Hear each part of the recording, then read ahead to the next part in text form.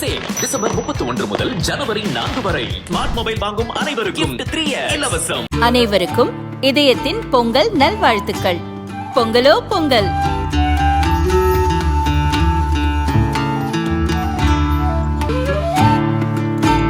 அனைவருக்கும் இதயம் மந்த்ராவின் பொங்கல் தின நல்வாழ்த்துக்கள். பொங்கலோ பொங்கல்.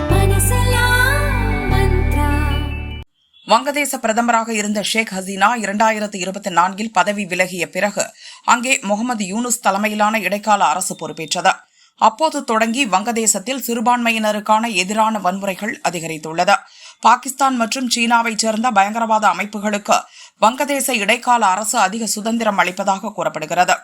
இதுகுறித்து இந்திய வெளியுறவு அமைச்சகம் பலமுறை எச்சரித்தும் வங்கதேச அரசின் போக்கு மாறவில்லை. கடந்த டிசம்பர் 12ஆம் தேதி வங்கதேச தீவிரவாத இளைஞர் இயக்க தலைவன் ஷெரீப் உஸ்மான் ஹாடி சுடப்பட்ட சம்பவம் பெரும் கொந்தளிப்பை ஏற்படுத்தியது. இதையடுத்து ஜூலை ஐக்கிய மேடை போன்ற தீவிரவாத அமைப்புகள் இந்திய தூதரகங்களை முற்றுகையிட முயன்றன. சாட்டோகிராமில் உள்ள இந்திய துணை தூதரகம் மீது கல்வீச்சு தாக்குதல் நடத்தப்பட்டது. இந்திய தூதரகத்தின் பாதுகாப்பை உறுதி செய்யுமாறு வங்கதேச இடைக்கால அரசிடம் இந்தியா பலமுறை வலியுறுத்தியும் சூழல் சீரடையவில்லை.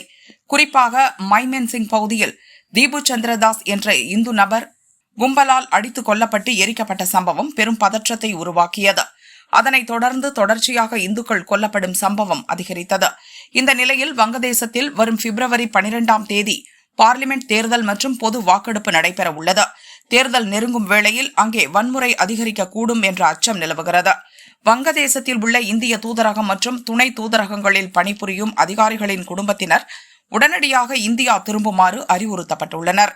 வங்கதேசத்தை இந்திய அரசு ஆபத்தான பணியிடமாக வகைப்படுத்தியுள்ளது. இதற்கு முன் பாகிஸ்தான், ஆப்கானிஸ்தான், ஈராக் போன்ற அதிக பாதுகாப்பு அச்சுறுத்தல் கொண்ட நாடுகளுக்கே இந்த அந்தஸ்து வழங்கப்பட்டிருந்தது. குடும்பத்தினர் வெளியேற்றப்பட்டாலும் டாக்காவில் உள்ள இந்திய தூதரகம் மற்றும் சாட்டோகிராம், குல்னா, ராஜ்ஷாஹி, சில்ஹட் ஆகிய இடங்களில் உள்ள 4 துணை தூதரகங்களும் தொடர்ந்து முழு அளவில் செயல்படும் என இந்திய வெளியுறவுத்துறை அமைச்சகம் தெளிவுபடுத்தியுள்ளது.